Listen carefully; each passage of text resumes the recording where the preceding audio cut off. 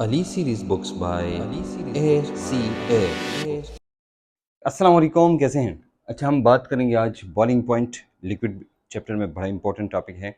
और boiling point of course, boiling point का MCQ आम एमसीक्यू है जो कि आता है। एक्चुअली बॉइलिंग पॉइंट का एमसीक्यू भी एक वो टाइप एमसीक्यू है जो कि आपको मुख्तलिफ़ जगहों से आता है। यहाँ से लिक्विड से बॉइलिंग पॉइंट ऑफ मुख्तलिफ या बॉइलिंग पॉइंट का इफ़ेक्ट क्या है, और फिर ऑर्गेनिक केमिस्ट्री से आपको मुख्तलिफ कंपाउंड्स दिए होते हैं या ऑर्गेनिक कंपाउंड्स दिए होते हैं और आपको बताना है कि किसका बॉइलिंग पॉइंट कितना है। वो पोलैरिटी की बेस पे होता है, नॉन पोलैरिटी की बेस पे होता है। यहाँ पर जो हम बात कर रहे हैं वो अलग बात है, और लेकिन एमसीक्यू तकरीबन सेम होता है। इस तरह इनऑर्गेनिक केमिस्ट्री के अंदर आपको group number 1, group number 2, period number 3 की जो melting point and boiling points हैं वो आपको याद होनी चाहिए। एनीवेज, मैं आपको सजेस्ट करना चाहूँगा ये टॉपिक जो इम्डिकेट के लिए पढ़ते हैं उससे पहले ये या उससे पहले या उसके बाद ये वाली किताब आप ज़रूर देखें, क्योंकि इसके अंदर जो ये वाला टॉपिक है और इस टॉपिक के साथ जो एक्चुअली हम यहाँ पर एक्सप्लेन करेंगे, ये लिया है use the concepts of hydrogen bonding to explain the following properties of water. Water की जो प्रॉपर्टीज़ है 2 to 5 यानी 225 नंबर पेज पे यही आपने देखनी है, ये बड़ी इंपॉर्टेंट है, ठीक है। और उससे पहले फिर आप जाएंगे तो आपको बॉइलिंग पॉइंट और बॉइलिंग पॉइंट के साथ जो उसके फैक्टर्स हैं वो एप्लीकेशंस हैं, ये दोनों तीन चीज़ें ये आपको याद होनी चाहिए। These three are very important for your MDCAT. Anyways, let's talk about the boiling point. अच्छा, सबसे पहले हम देखते हैं बॉइलिंग पॉइंट क्या है। हम सिर्फ कहते हैं कि the temperature of a liquid at which it boils, मतलब एक ऐसा टेम्परेचर जिसमें ये बॉयल होता है। लेकिन ये बॉयल का मतलब क्या होता है पहले आप समझिएगा। अच्छा, एमडीकैट के लिए आपको केमिस्ट्री में पॉकेट आपकी बुक आपके पास होनी चाहिए, ठीक है, क्योंकि ये जो ट्रिक्स और शॉर्टकट्स और ये जो चीज़ें मैं बताऊंगा ये उधर आपको ज़्यादा मिलेंगी। Anyways, so let's talk about what boiling point is. हम कहते हैं the temperature of a liquid क्या है। एक ऐसा टेम्परेचर ऑफ अ लिक्विड हम कहते हैं कि जहाँ पर क्या होता है, वेपर प्रेशर ऑफ लिक्विड जो होता है वो एटमॉस्फेरिक प्रेशर के बराबर हो जाता है। हम कहते हैं टेम्परेचर ऑफ वेपर्स, ये वेपर्स का टेम्परेचर होता है, ये नहीं वेपर प्रेशर जो हम कहते हैं। This is actually the temperature, या हम कहते हैं टेम्परेचर ऑफ लिक्विड, हम या कहते हैं the at which temperature at which vapours vapour pressure of the liquid या vapour pressure, sorry, vapour pressure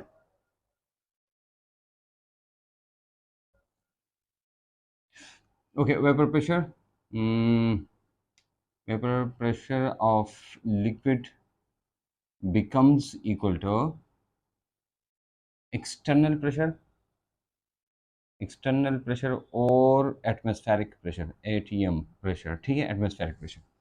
मैं समझाता हूँ आपको। वेपर प्रेशर जो होता है ना हमारे पास, इससे पहले हमने वेपर प्रेशर पढ़ा। ये जो वेपर प्रेशर है जरूरी नहीं कि क्लोज कंटेनर के अंदर हो, लेकिन क्लोज कंटेनर में हम उसको जाके कैलकुलेट कर सकते हैं। अब हम आते हैं जनाब यहाँ पर कि अगर ओपन कंटेनर है, ओपन कंटेनर में जब हम देखेंगे, हम कहते हैं भाई जो वेपर प्रेशर होते हैं, जो वेपर्स निकलते हैं, उनका प्रेशर एक्सटर्नल प्रेशर का बराबर होना चाहिए, तो तभी जाके उसको हम कहते हैं। अब आप इसको किस में लेते हैं, अब इसको बंद कंटेनर में लेते हैं या ओपन कंटेनर में लेते हैं, क्योंकि बॉइलिंग पॉइंट चेंज होगा फिर। एनीवेज, हम ये कहते हैं कि एक्चुअली बॉइलिंग पॉइंट के कुछ फैक्टर्स हैं जिन पर डिपेंड करता है। वो फैक्टर्स क्या है, मतलब वो फैक्टर्स हैं जिन पर डिपेंड करता है, तो हम उन फैक्टर्स की जल्दी जल्दी बात करते हैं। देखो, फैक्टर्स सबसे पहले याद रखना, ये वेपर प्रेशर पर डिपेंड करता है। तो वेपर प्रेशर और ये बॉइलिंग पॉइंट वाला इफेक्ट हमने डिटेल में पहले पढ़ा है। अगर आपने नहीं पढ़ा है तो आप जाइए और वेपर प्रेशर वाला जो टॉपिक है उसको डिटेल में देखिए, तो आपको ये पता चल जाएगा। फिर हम आते हैं आईएमएफ। अब देखना, हम ये कहते हैं ना, फॉर एग्जाम्पल ये हमारे पास एक कंटेनर है, इस कंटेनर के अंदर लिक्विड मॉलिक्यूल्स है, ये मॉलिक्यूल्स है, राइट। अब गौर से मेरी बात सुनना तो आप समझ जाएंगे। ऐसा होता है ना कि फॉर एग्जांपल आप यहाँ पर 25 डिग्री सेंटीग्रेड है, यानी रूम टेम्परेचर है, ठीक है। और आप इस रूम टेम्परेचर पे इसको हीट देते हैं, क्या देते हैं, हीट देते हैं,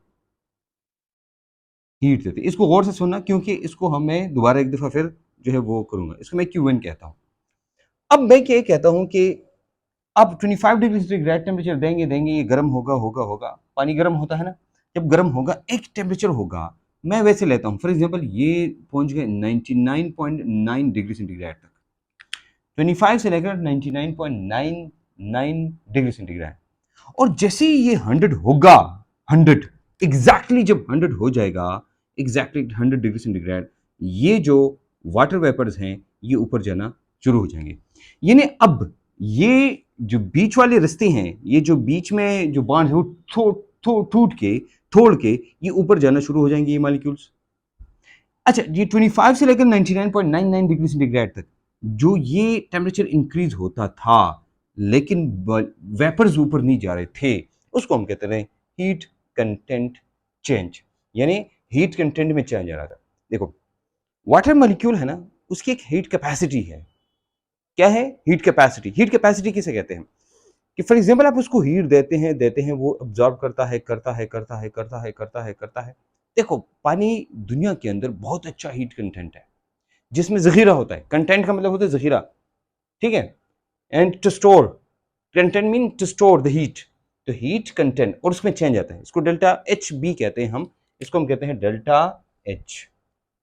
अब हम बात करेंगे, अब यहीं तक जो टेम्परेचर है इसमें एक चेंज आता है, लेकिन ये चेंज क्या होता है, मतलब हीट में चेंज आता है, मतलब वो कि वो हीट अब्जॉर्ब होती है, लेकिन हर बंदे का एक पैमाना होता है। फॉर एग्जाम्पल, आप किसी बंदे को एक दफ़ा बात बताइए, 2 दफ़ा, 3 दफ़ा, 4 दफ़ा, 5 दफ़ा, 6 दफ़ा, 10 दफ़ा, आखिर में उसका जो अंदर का जो बर्दाश्त है वो खत्म हो जाएगा, और वो जाके लावा बन के बाहर फ्रस्ट्रेशन की फॉर्म में निकल आएगा। अब ये जो बाहर निकल आता है इसको कहते हैं बॉइलिंग पॉइंट। मतलब यहां तक क्या करता है, ये जाके इस हीट को ऑब्जर्व करता है। टाइम ऐसा जाएगा कि ये जो ऊपर जितना प्रेशर है, एटमॉस्फेरिक प्रेशर है या जो भी प्रेशर है ऊपर, इतना वेपर का जितना भी प्रेशर है, जो भी प्रेशर है, इस प्रेशर को जाके चीर फाड़ के ऊपर चला जाएगा। ये इसको चीर फाड़ के ऊपर चढ़ेगा, इसको हम कहते हैं बॉइलिंग पॉइंट। इसलिए हम कहते हैं the boiling point is the temperature at which the vapour pressure becomes equal to the atmospheric pressure. जो बाहर वाला प्रेशर है वो, आप किसी को प्रेस करते जाए ना, वो एक हद तक प्रेस होगा, फिर उसके बाद नहीं होगा। किसी का बर्दाश्त का हद कम होता है, किसी का ज्यादा होता है। तो इस तरह डिफरेंट लिक्विड्स होते हैं, उनका बॉइलिंग पॉइंट डिफरेंट होता है। हर एक लिक्विड जो होता है उसकी जखीरा, अंदर रखने की पावर, बर्दाश्त की पावर अपनी होती है। वो डिपेंड करता है किस चीज पे? वो डिपेंड करता है आईएमएफ पे। किस पे डिपेंड करता है? सबसे पहले आईएमएफ पे, दूसरा होता है एक्सटर्नल प्रेशर पे। आईएमएफ की बात करते हैं। IMF, intermolecular forces. IMF क्या है? These are IMF means intermolecular forces. और intermolecular forces के बारे में हमने पहले डिटेल में बात की है, and we will talk about it as well. अब हम दोबारा इसके बारे में बात करेंगे, लेकिन IMF देखिए। IMF जो है ना, ये बड़ा इंपॉर्टेंट है, क्योंकि IMF के बगैर केमिस्ट्री नहीं है, IMF के बगैर फिजिक्स नहीं है, और IMF के बगैर बायोलॉजी नहीं है। आप अगर हाइड्रोजन बॉन्डिंग पढ़ेंगे ना, तो आप डीएनए पढ़ेंगे, आप फोटोसिंथेसिस पढ़ेंगे, प्लांट्स के अंदर पढ़ेंगे, सेल्स के अंदर पढ़ेंगे, सेल्स के अंदर की माइटोकॉन्ड्रिया पढ़ते हैं, न्यूक्लियस पढ़ते हैं, न्यूक्लियर जितनी भी चीजें हैं आप पढ़ते हैं, वहां क्या होता है? वहां पर इंटरमॉलिक्यूलर फोर्सेस होती है। ठीक है ना? अगर आपका, मुझे एक बात बताएं, अगर आपकी ऑक्सीजन जाती है, गैस, कार्बन डाइऑक्साइड निकलती है, अगर वहां पर वो स्ट्रॉन्ग परमानेंट बॉन्ड बनाए, तो क्या वो बॉन्ड निकल सकती है? नहीं। इंटरमॉलिक्यूलर फोर्सेस होती हैं जो टूट सकती है। ऑक्सीजन लेके वो जाके वो ऑक्सीजन जा सकती है, कार्बन डाइऑक्साइड लेके वो जाके वो जा सकती है। अंडरस्टैंड? सेल, यानी आप हेमोग्लोबिन जानते हैं, आयरन उसको अपने पास रखता है, फिर जाके उसको छोड़ देता है। क्यों छोड़ता है? Because those bonds are not permanent bonds. Permanent bonds can not be broken, covalent bonds can not be broken, ionic bonds can not be broken easily. Understand?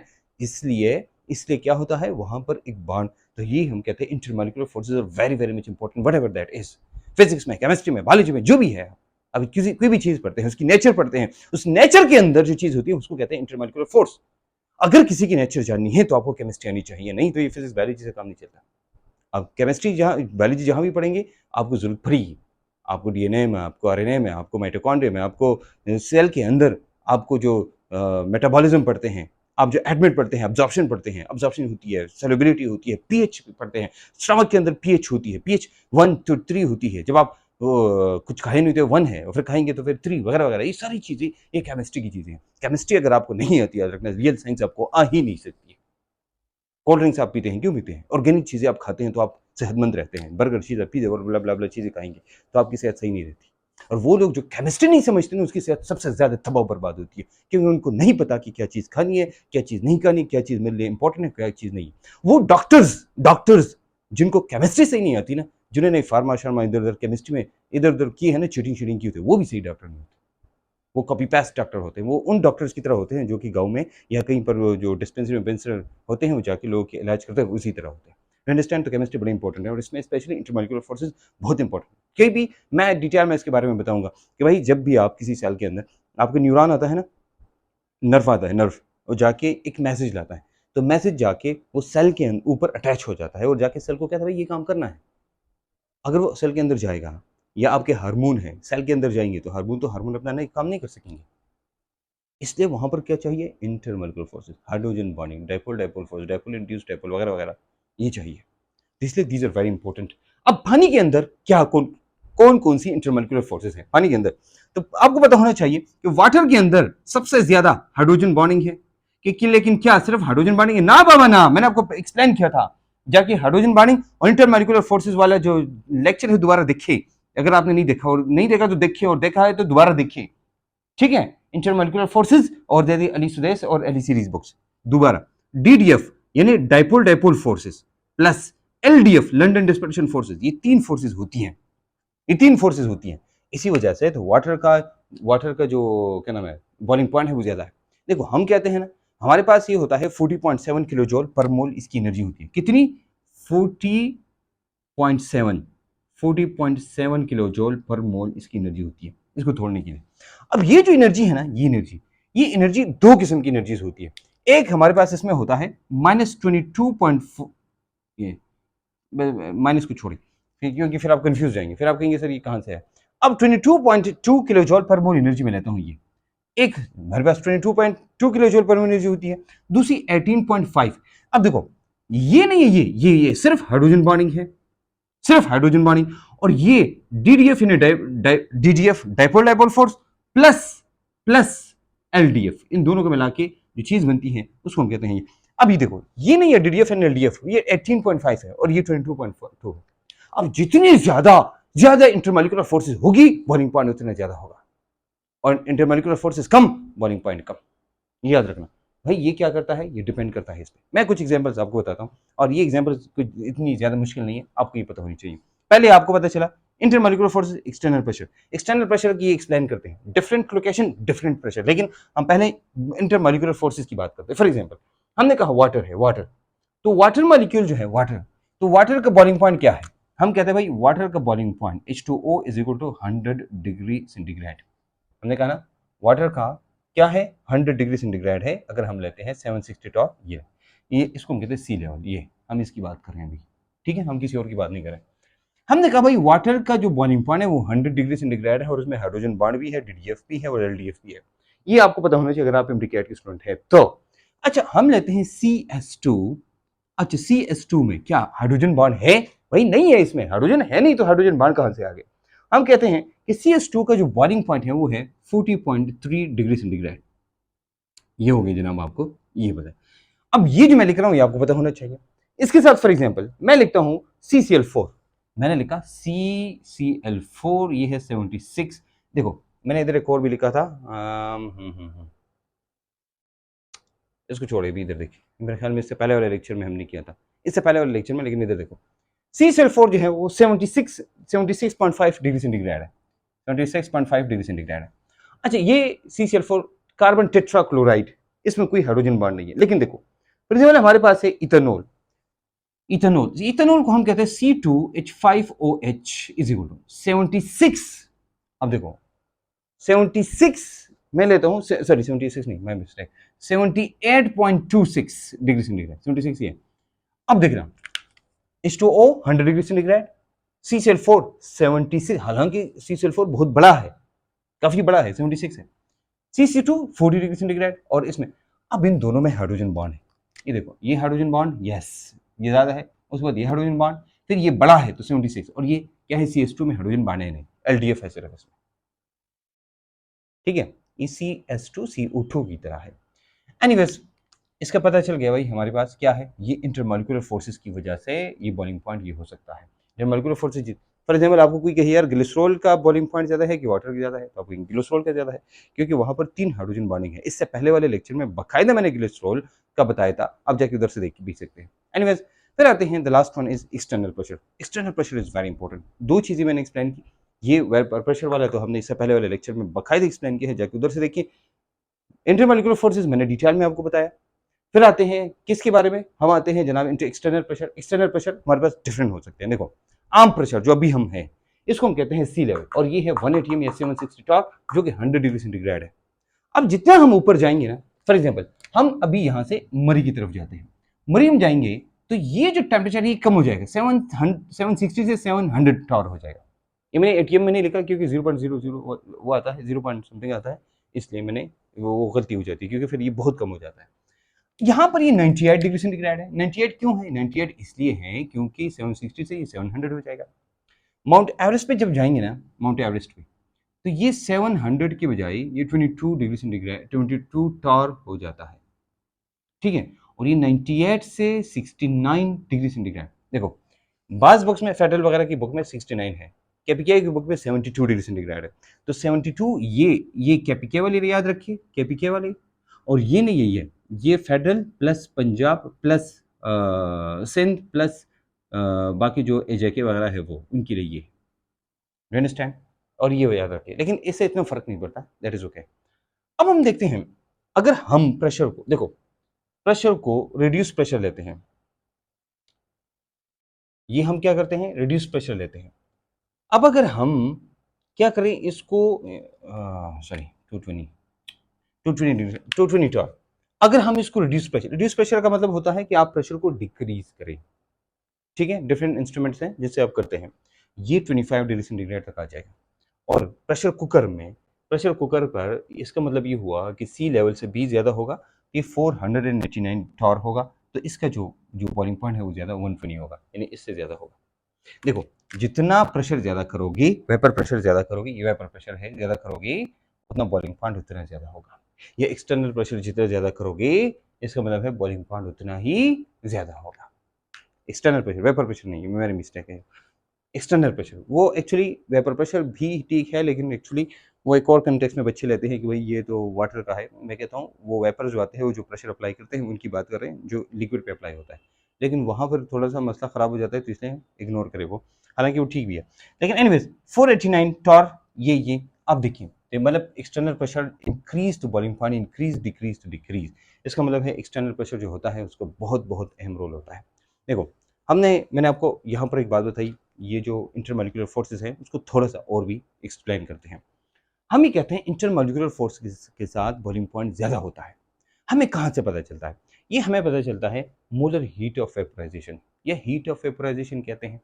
Heat of vaporisation हम 1 ग्राम लेते हैं, और मोलर हीट का मतलब होता है 1 मोल, यानी देखो इसका मतलब होगा कि मोलर 1 मोल वाटर आपने लिया और उसका 1 डिग्री सेंटीग्रेड टेम्परेचर इंक्रीज करोगे, तो उसके लिए, उस वेपर्स में कन्वर्ट करने के लिए, या 1 मोल वाटर को सिंपल अगर आप वेपर्स में कन्वर्ट करते हैं, वेपर्स में कन्वर्ट करने के लिए जितनी हीट चाहिए उसको हम कहते हैं मोलर हीट ऑफ वेपोराइजेशन। देखो गौर से, आपको मैंने ये कहा था ना 25 डिग्री सेंटीग्रेड से 99.9 डिग्री सेंटीग्रेड तक जाएंगे, यहां तक क्या होता है, यहां तक सिर्फ इंक्रीज आता है, और ये हम कहते हैं इसको हीट कंटेंट कहते हैं।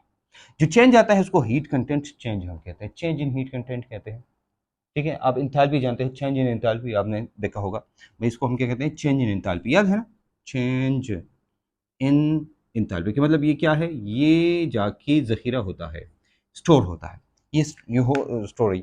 लेकिन जैसे ही हम यहाँ पर एक टेम्परेचर यानी Q1 तक Q2 तक पहुँचते हैं, Q2 कौन सा टेम्परेचर है, ये वो टेम्परेचर है जो 100 डिग्री सेंटीग्रेड पर होता है, और ये जाके इनको यहाँ इस टेम्परेचर पे वो जाके ये जो इसके बीच में इंटरमॉलिक्यूलर फोर्सेस है ना, वो बिल्कुल तोड़ देता है, ये Q2 यहाँ जब तोड़ देता है, इसको वेपर्स में कन्वर्ट करता है। याद रखना, 25 से लेकर 99.99 डिग्री सेंटीग्रेड की मैं बात नहीं कर रहा हूँ, 99.99 की बात कर रहा हूँ, ये एग्जैक्ट 100 पे जैसे ही ये Q2 जिस टेम्परेचर पे ये 100 डिग्री सेंटीग्रेड हो जाता है और जाके ये वेपर्स में कन्वर्ट होगा, इंटरमॉलिक्यूलर फोर्सेस टूटेगी, वहां पर जितनी हीट चाहिए वो हीट है हमारे पास 40.7 ये मैंने आपको बताया 40.7 किलो जूल पर मोल। मतलब ये हुआ कि हम क्या करते हैं, 1 मोल H2O is converted into 1 mole H2 is converted into liquid converted into H2O gas. ये देखो, ये लिक्विड हम गैस में कन्वर्ट करते हैं। हमने कहा यहाँ पर दो किस्म की फोर्सेस होती हैं, दो किस्म की।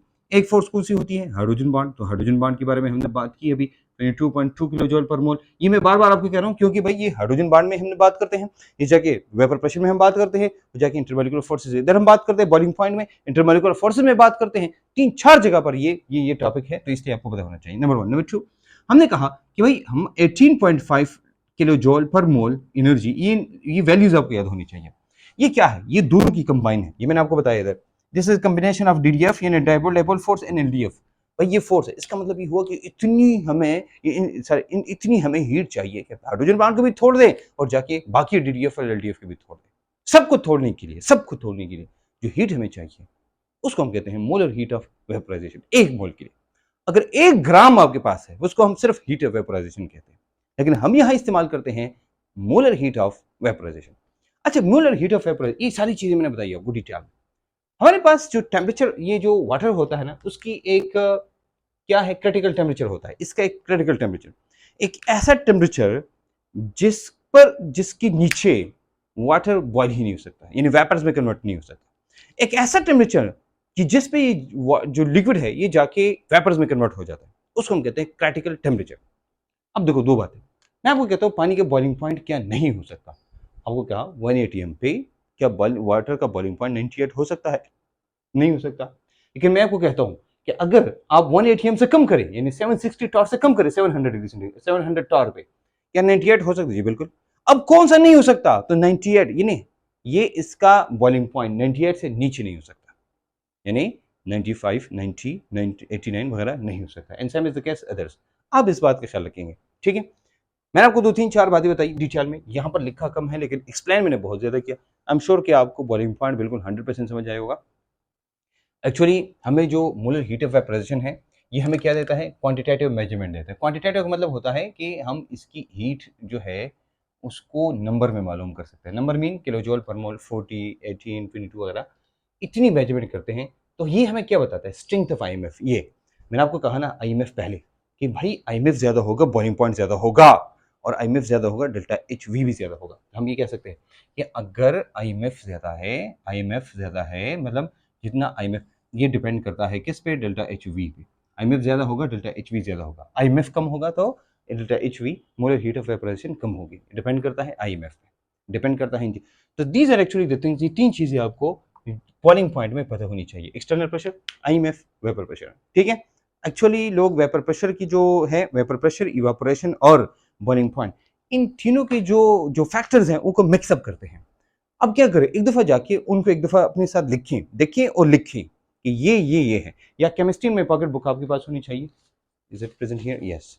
ये केमिस्ट्री में पॉकेट बुक आपके पास होनी चाहिए, ये वाली बुक होनी चाहिए। जाके आप लिक्विड में जाएं and in the liquid chapter आपको कुछ चीज़ें मिल जाएंगी, और आपको बहुत ज़बरदस्त चीज़ें मिलेंगी, ऐसी ज़बरदस्त चीज़ें कि जिनके बारे में आप सोच भी नहीं सकते हैं। मतलब अगर आप हाइड्रोजन बॉन्डिंग और बाकी टॉपिक्स में भी आएंगे ना और आप देखेंगे तो आप मुझे दुआ कर देंगे इंशाल्लाह उस दिन, जिस दिन आप इसको सही देखेंगे। देखो आपको एप्लीकेशन ऑफ बॉइलिंग पॉइंट है, ये दिए हैं आपको। तो एप्लीकेशन ऑफ बॉइलिंग पॉइंट में ये भी आप देखिए कि हम प्रेशर कुकर में इस्तेमाल करते हैं कि प्रेशर कुकर में एक्सटर्नल प्रेशर ज़्यादा हो जाता है तो जाके हम जल्दी चीज़ों को पका सकते हैं। रिड्यूस प्रेशर में कम हो जाता है तो हम चीज़ों को एक दूसरे से जुदा कर सकते हैं, ठीक है। इसको वैक्यूम डिस्टिलेशन कहते हैं, और ये लास्ट 2022 में, लास्ट ईयर नहीं 2022 में इससे 2 MCQs आए थे, 2 MCQs। अच्छा, और ये डायरेक्ट इस किताब से आते, तो आप इसको देख सकते हैं भाई, these are very very much important. फिर कोहेसिव फोर्सेज हैं, तो कोहेसिव फोर्सेज जो है हाइड्रोजन बॉन्डिंग है जो कि वाटर में है, मेटालिक बॉन्ड मोल्टन मेटल्स में होते हैं, आयनिक फोर्सेज है जो कि मोल्टन इलेक्ट्रोलाइट्स में होते हैं, और वांडरवाल फोर्सेज हैं जो कि ऑर्गेनिक लिक्विड्स में होते हैं। ये वाला पेज आप जरूर देखिए, ये 80-81 वाला पेज जो है ये आप देखिए, तो ये आपके लिए आसान हो जाएगा। ये थोड़ी सी खाली जगह है, अगर कुछ चीज़ें इधर है और आपने इधर लिखनी है तो आप लिख सकते हैं, बाकी मैक्सिमम चीज़ें आपको इस किताब के अंदर मिल जाएंगी। तो एनीवेज ये सारी जो चीज़ें हैं वो आप इधर से देख भी सकते हैं। And this book and this lecture are enough for you people. If you want to learn more and more then you should study. अगर आपकी बेसिक्स कमज़ोर है तो फिर आपको ये वाली किताब देखनी चाहिए, ये वाली, ठीक है। और फिर बहुत मसला हो फिर भी वही हमारा एक प्रीमियम कोर्स आप लेंगे इसमें हम डिटेल में हर चीज़ का पोस्टमार्टम करते हैं, जितना हम यहाँ करते हैं उससे भी ज़्यादा पोस्टमार्टम करते हैं। मिलेंगे इंशाल्लाह एक नई वीडियो के साथ, नए कंसेप्ट, नए आइडिया के साथ। अपने दोस्तों के साथ शेयर करिएगा। अगर आपको लगता है कि लेक्चर्स वाक़ई वैल्यूएबल हैं और आपको फ़ायदा देते हैं मोर देन एनीथिंग, फिर आप ज़रूर शेयर करिएगा और कम से कम अपने 10 दोस्तों से इसको सब्सक्राइब कराइए। अल्लाह हाफ़िज़।